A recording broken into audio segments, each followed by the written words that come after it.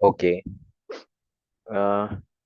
ഈ ഒരു വീഡിയോയില് നമ്മൾ നോക്കാൻ പോകുന്നത് എന്താണെന്ന് ചോദിച്ചു കഴിഞ്ഞാൽ പാലാസ്, രാഷ്ട്രകൂദാസ്, ഗുജാറ പ്രതിഹാരാസ്, ഇങ്ങനെ മൂന്ന് ഡൈനാസ്റ്റിനെ പറ്റിയാണ്.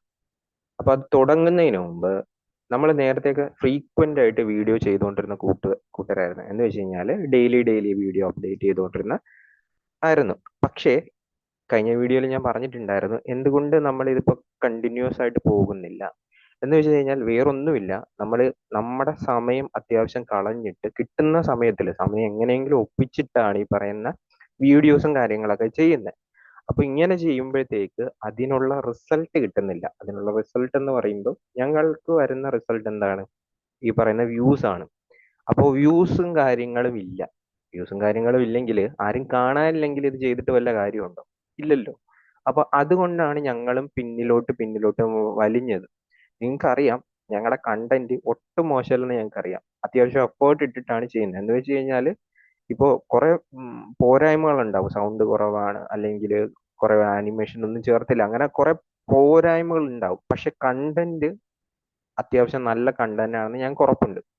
പക്ഷെ ഈ കണ്ടന്റിനനുസരിച്ചിട്ടുള്ള വ്യൂസോ കാര്യങ്ങളോ ഒന്നും കിട്ടുന്നില്ല. അപ്പൊ നമ്മൾ മടുത്തു. എന്ന് വെച്ചാൽ മടുക്കുന്നു. ഇത്ര എഫേർട്ട് ഇട്ടിട്ട് എന്തിനാണ് എന്നൊരു രീതിയിലോട്ടാകുന്നു. അതുകൊണ്ടാണ് ഈ പറയുന്ന ഫ്രീക്വന്റ് ആയിട്ട് ഇത് ചെയ്യാത്തതിന്റെ മെയിൻ റീസൺ. ഓക്കെ, ഇനി നമുക്ക് ഇന്നത്തെ ടോപ്പിക്കിലോട്ട് കടക്കാം. അപ്പോൾ നോർത്തേൺ ഇന്ത്യ, അതായത് 750-നും 1000 BC-ക്കും ഇടയിൽ പ്രധാനമായിട്ടും മൂന്ന് പവറുകൾ നോർത്ത് ഇന്ത്യ കേന്ദ്രീകരിച്ച് നമുക്ക് കാണാമായിരുന്നു. അതിൽ ഒന്നാമത്തതാണ് ഗുജാറ പ്രതിഹാരാസ്, രണ്ടാമത്തത് രാഷ്ട്രകുദാസ്, മൂന്നാമത്തത് പാലാസ്. ഓക്കെ, എന്തൊക്കെയാണ് പാലാസ്? അപ്പൊ പാലാസ് നോക്കിക്കഴിഞ്ഞാൽ ഏകദേശം ഈസ്റ്റേൺ ഇന്ത്യ, അല്ലെ, ഈസ്റ്റേൺ ഇന്ത്യ കേന്ദ്രീകരിച്ചിട്ടാണ് നമുക്ക് ഈ പാലാസ് കാണാവുന്നത്. അതേസമയം ഗുജാറ പ്രതിഹാരാസ് നിങ്ങൾ നോക്കിക്കഴിഞ്ഞാൽ എവിടെയാണ്? വെസ്റ്റേൺ ഇന്ത്യ, ഇന്ത്യയുടെ വെസ്റ്റ് ഭാഗത്തും അപ്പർ ഗംഗാട്ടിക് പ്ലെയിനിലുമാണ് ഈ പറയുന്ന ഗുജാറ പ്രതിഹാരാസ് കാണാവുന്നത്. രാഷ്ട്രകൂദാസ് നോക്കിക്കഴിഞ്ഞാൽ എവിടെയാണ്? ഈ പറയുന്ന ഡോമിനേറ്റഡ് ഡെക്കാൻ റീജിയൻ ആണെന്ന് വേണമെങ്കിൽ പറയാം. അപ്പോൾ ഈ മൂന്ന് കൂട്ടരും കനൗജ് എന്ന് പറയുന്ന മേഖലയ്ക്ക് വേണ്ടി, കനൗജ് എന്ന് പറയുമ്പോൾ കനൗജ് കീഴടക്കി കഴിഞ്ഞാൽ പിന്നെ വൻ എന്താ പറയുന്ന ആ, കനൗജിന് വേണ്ടിയുള്ള ഈ മൂന്ന് കൂട്ടരുടെയും വാർ ആൻഡ് ഇതിനെയാണ് നമ്മൾ എന്തെന്ന് പറയുന്നത്, ട്രൈ പാർട്ടി സ്ട്രഗിൾ എന്ന് പറയുന്നത്. മൂന്ന് കൂട്ടർ ട്രൈ പാർട്ടി സ്ട്രഗിൾ. അപ്പൊ അതിൽ ആദ്യമായിട്ട് നമ്മൾ നോക്കാൻ പോകുന്ന ഗുജാറ പ്രതിഹാരാസിനെ പറ്റിയാണ്. എന്തുകൊണ്ട് ഈ ഗുർജാര എന്ന് പറഞ്ഞ് ചോദിച്ചു കഴിഞ്ഞാൽ അവര് ആദ്യമേ ഫൈറ്റേഴ്സ് അല്ലെങ്കിൽ പാസ്ട്രോളിസ്റ്റുകളായിരുന്നു. ഓക്കെ, ആര്? ഈ പ്രതിഹാരാസ് അല്ലെങ്കിൽ ഗുജാറ പ്രതിഹാരാസ് എന്ന് പറയുന്നത്. ഇവരുടെ ഇമ്പോർട്ടന്റ് ആയിട്ട് വരുന്ന ഒരു വർക്കാണ് നമ്മുടെ ഖജുരാവോ. ഓക്കെ, ഖജുരാവോ എന്ന് പറയുന്ന ഇത്. ഇനി ഇവർ ഈ പറയുന്ന ഗുജാറ പ്രതിഹാരത്തിന്റെ ഫൗണ്ടർ ആരാണ് എന്ന് ചോദിച്ചു കഴിഞ്ഞാൽ ഹരിചന്ദ്രനാണ്. ഈ ഹരിചന്ദ്ര എന്ന് പറയുന്ന ഒരു ബ്രാഹ്മണനായിരുന്നു. ഹരിചന്ദ്ര എന്ന് പറയുന്ന ഒരു ബ്രാഹ്മണനായിരുന്നു. ഓക്കെ, ഹരിചന്ദ്ര എന്ന് പറയുന്ന ഒരു ബ്രാഹ്മണനായിരുന്നു. എന്നാൽ ഈ പറയുന്ന ഡൈനാസ്റ്റി അതിന്റെ പീക്കിലോട്ട് എത്തുന്നത് 8ാമത്തെ സെഞ്ചുറിയിൽ നാഗഭട്ടൻ വഴിയാണ്. ഈ നാഗഭട്ട എന്ന് പറയുന്നത് അറബ്സിനെ ഡിഫീറ്റ് ചെയ്യും. നാഗഭട്ടാസ് എന്ത് ചെയ്യും? അറബിനെ ഡിഫീറ്റ് ചെയ്യും. എന്നാൽ ഒരു രാഷ്ട്രകൂത കിങ് ഉണ്ട്, ധ്രുവ് എന്ന് പറയുന്ന. ഈ ധ്രുവ് ഇദ്ദേഹത്തിനെ തോൽപ്പിക്കും. ഇതിനുശേഷം പല ഇമ്പോർട്ടന്റ് ആയിട്ട് റൂളർമാര് വരുന്നു. വത്സരാജ, നാഗഭട്ട ടൂവ്, രാമഭദ്ര എന്നൊക്കെ പറഞ്ഞ്, അതായത് നമ്മൾ അവിയൽ വന്നു, തോരൻ വന്നു, സാമ്പാർ വന്നു എന്നൊക്കെ പറയുന്നതല്ല. വത്സരാജ വന്നു, നാഗഭട്ട ടു വന്നു, രാമഭദ്രം വന്നു. പക്ഷെ നമുക്ക് ഏറ്റവും പ്രോമിനന്റ് ആയിട്ട് പഠിക്കാനുള്ളത് ബോജ അല്ലെങ്കിൽ മിഹിർ ബോജ എന്ന് പറയുന്ന വ്യക്തിനെ പറ്റിയാണ്. ആരാണ്? ബോജ അല്ലെങ്കിൽ മിഹിർ ബോജ. നിങ്ങൾ കേട്ടിട്ടുണ്ടാവും, മിഹിർ ബോജ അല്ലെങ്കിൽ ബോജ.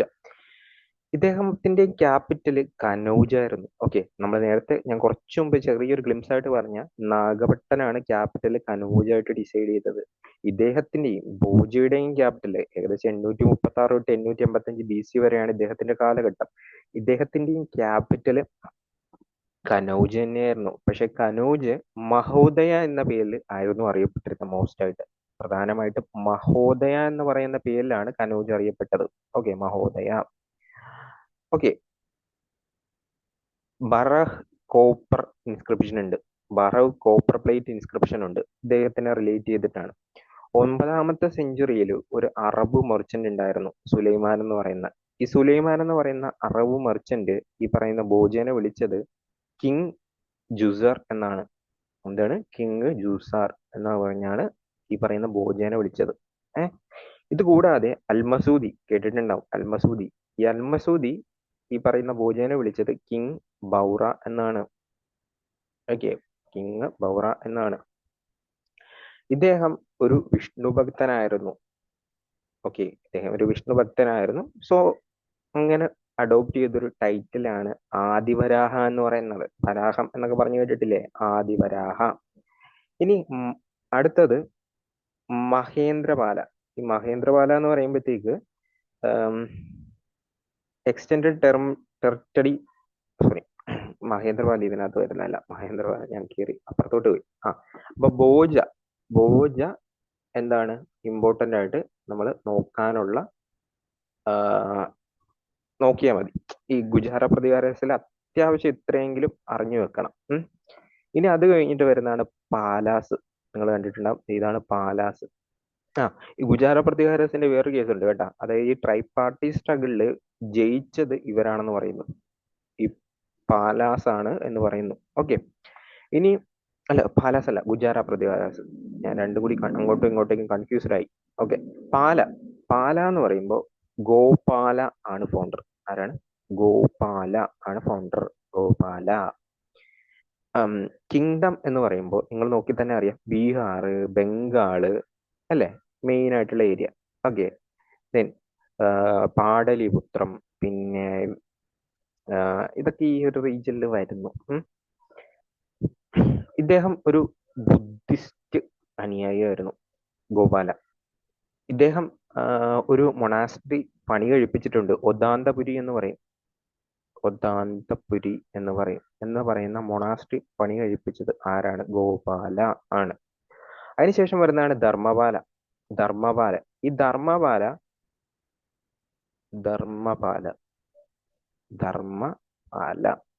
ഓക്കെ, ഈ ധർമ്മപാല രാഷ്ട്രകൂത കിങ് ആയിട്ടുള്ള ധ്രുവ് രാഷ്ട്രകൂത കിങ് ധ്രുവ് തോൽപ്പിക്കും. എന്നാൽ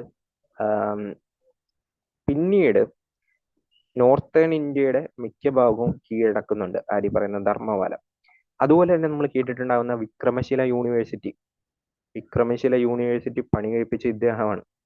അതുപോലെ തന്നെ നളന്ദ യൂണിവേഴ്സിറ്റി റിവൈവ് ചെയ്യാനായിട്ട് 200ഓളം വില്ലേജ് എന്ത് ചെയ്യും? 200ഓളം വില്ലേജ് ഗ്രാൻഡ് ചെയ്യും നളന്ദ യൂണിവേഴ്സിറ്റിക്ക് വേണ്ടി. അത് കഴിഞ്ഞ് ഇമ്പോർട്ടന്റ് ആയിട്ട് വരുന്നതാണ് ദേവപാല. ഈ ദേവപാല ആസാം, ഒഡീഷ, നേപ്പാൾ റീജിയനിലോട്ട് ഈ പറയുന്ന കിങ്ഡത്തിനെ എക്സ്റ്റെൻഡ് ചെയ്യുന്ന ഈ പറയുന്ന ദേവപാലയാണ്.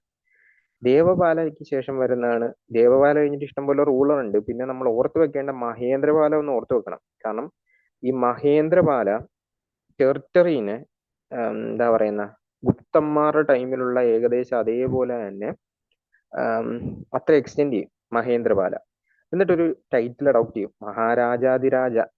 ഓക്കെ, മഹാരാജാതിരാജ ഓഫ് ആര്യവർത്ത എന്ന് വെച്ച് കഴിഞ്ഞാൽ great king of kings of North India. Aryavarta എന്ന് വെച്ച് കഴിഞ്ഞാൽ നോർത്ത് ഇന്ത്യ. ഇതിന് ശേഷമാണ് മഹാപാല വരുന്നത്. മഹാപാലയ്ക്ക് ശേഷം രാജ്യപാല വരും. രാജ്യപാലയ്ക്ക് ശേഷം യാശപാല എന്നൊക്കെ പറഞ്ഞു വരും. ഓക്കെ, പാലാസിലെ മെയിൻ ആയിട്ട് ആരെ ഓർക്കണം? ധർമ്മപാലിനെ ഓർക്കണം. ഗോപാല ഫൗണ്ടർ ഓർക്കണം. അതിനുശേഷം ധർമ്മപാലിനെ ഓർക്കണം. ധർമ്മപാലിന്റെ കേസിൽ വിക്രമശില യൂണിവേഴ്സിറ്റി വേണമെങ്കിൽ ഒരെണ്ണം കൂടി ഓർത്ത് വെക്കാം, സോമപുരി മൊണാസ്ട്രി. ഇത് കൂടാതെ 200ഓളം വില്ലേജ് ഗ്രാൻഡ് ചെയ്തു. അതിനുശേഷം ദേവപാലിനെ ഓർക്കണം. ദേവപാലന് ശേഷം മഹേന്ദ്രപാലിനെ ഓർക്കണം. മഹേന്ദ്രപാലിന്റെ മഹാരാജാതിരാജ ഓഫ് ആര്യവർത്ത എന്നറിയപ്പെട്ടിരുന്നു.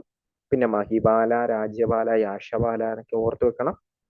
അതാണ് മെയിൻലി. ഇത്രയെങ്കിലും ഓർത്ത് വെക്കണം. എല്ലാം കൂടി പഠിച്ചു കഴിഞ്ഞാൽ മറന്നു പോകും. അതുകൊണ്ടാണ് ഇത്രയെങ്കിലും ഓർത്ത് വെക്കണം എന്ന് പറഞ്ഞത്. ഇനി അടുത്താണ് രാഷ്ട്രകൂത ഡൈനാസ്റ്റി. ഈ രാഷ്ട്രകൂത എന്ന് പറയുന്നത് നമ്മൾ പഠിച്ചിട്ടുണ്ടായിരുന്ന ചാലൂക്യ, നമ്മൾ ചെയ്തിട്ടുണ്ട്. ചാലൂക്യന്മാര്, പല്ലവന്മാർ എന്നൊക്കെ പറഞ്ഞ് ചെയ്തിട്ടുണ്ട്. ആ ചാലൂക്യന്മാരുടെ ഫ്യൂഡേറ്ററി ആയിരുന്നു ആര്? രാഷ്ട്രകൂദാസ്. അപ്പൊ നിങ്ങൾ നോക്കിക്കഴിഞ്ഞാൽ ഇവരുടെ ക്യാപിറ്റൽ, ഓക്കെ, ക്യാപിറ്റൽ എന്ന് പറയുന്ന മാന്യഖേദ, മാന്യഖേദ അല്ലെങ്കിൽ എന്തു പറയും, മാൽഖട്ട് എന്ന് പറയും. മാൽഖട്ട് അല്ലെങ്കിൽ മാന്യഖേദ എന്ന് പറയും. ഓക്കെ. ഇനി ഫൗണ്ടർ ആരാന്ന് ചോദിച്ചു കഴിഞ്ഞാൽ ദണ്ഡിദുർഗനാണ്. ദണ്ഡിദുർഗനാണ്. ഈ ദണ്ഡിദുർഗ എന്ന് പറയുന്നത് ഒരു ചാലൂക്യ കിങ് ഉണ്ടായിരുന്നു. കീർത്തിവർമ്മ ടു എന്ന് പറയുന്ന ഒരു ചാലൂക്യ കിങ് ഉണ്ടായിരുന്നു. ഈ കിങ്ങിന്റെ ഫ്യൂഡേറ്ററി ആയിരുന്നു.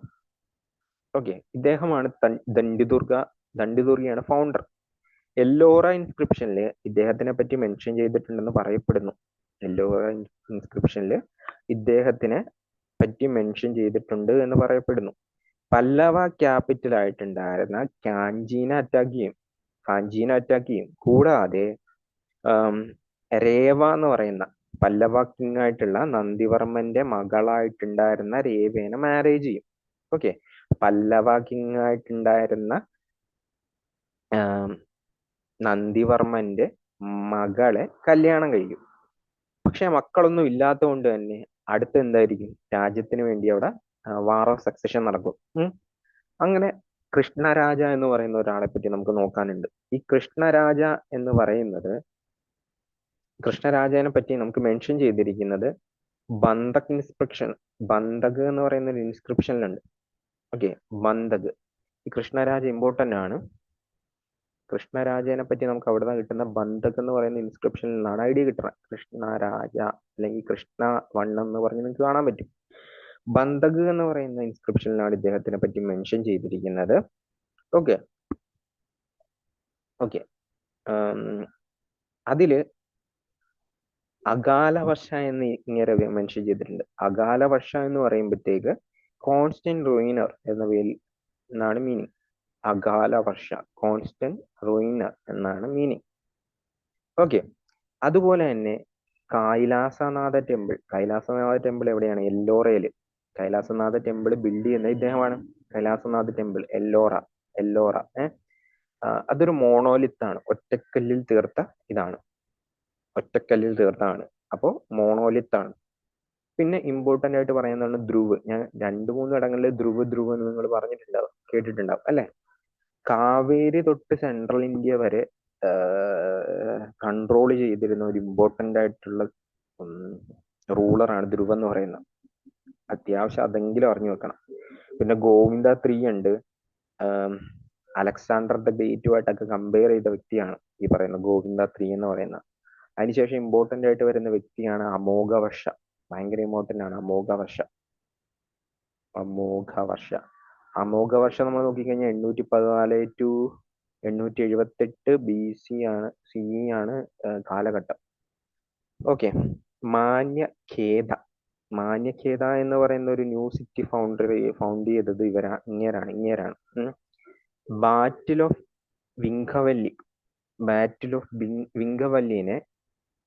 വിങ്കവല്ലിയിലെ ഈസ്റ്റേൺ ചാലൂക്യാസ് ഓഫ് വെങ്കിനെ കീഴടക്കും. Battle of Vinkavalli. അതുപോലെ തന്നെ ഒരു ടൈറ്റിൽ അഡോപ്റ്റ് ചെയ്യും. വീരനാരായണൻ എന്ന് പറയുന്ന ടൈറ്റിൽ അഡോപ്റ്റ് ചെയ്യും. വീരനാരായണൻ എന്ന് പറയുന്ന ടൈറ്റിൽ അഡോപ്റ്റ് ചെയ്യും. ഓക്കെ. കന്നഡ സംസ്കൃത് ലാംഗ്വേജില് അക്കംപ്ലിഷ്ഡ് ആയിട്ടുള്ള ഒരു സ്കോളർ ആയിരുന്നു. അതുകൊണ്ട് തന്നെ 2-3 സാധനം പഠിച്ചു വെക്കാനുണ്ട്. ഒന്ന് കവിരാജമാർഗ എന്ന് പറയുന്നത് കന്നഡ വർക്കാണ് ഇദ്ദേഹത്തിന്റെ. കവിരാജമാർഗ കന്നഡ വർക്കാണ്. ഇനി ഒരു സാൻസ്കൃത് വർക്ക് പഠിക്കാനുണ്ട്. പ്രശ്നോത്തര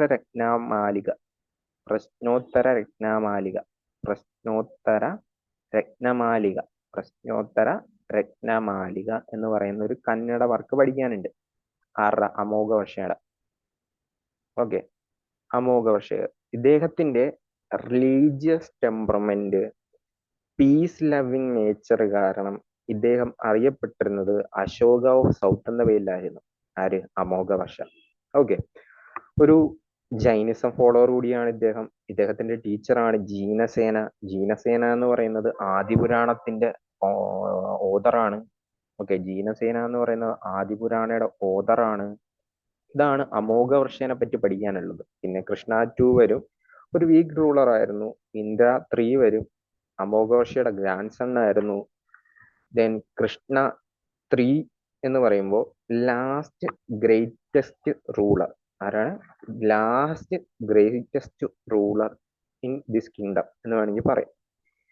നർമ്മദ ടു കാവേരി വരെ ഈ പറയുന്ന കിങ്ഡം എക്സ്റ്റെൻഡ് ചെയ്യും. അതുപോലെ തന്നെ രാമേശ്വരത്ത് ഒരു ടെമ്പിള് സെറ്റപ്പ് ചെയ്യും, ബിൽഡ് ചെയ്യും.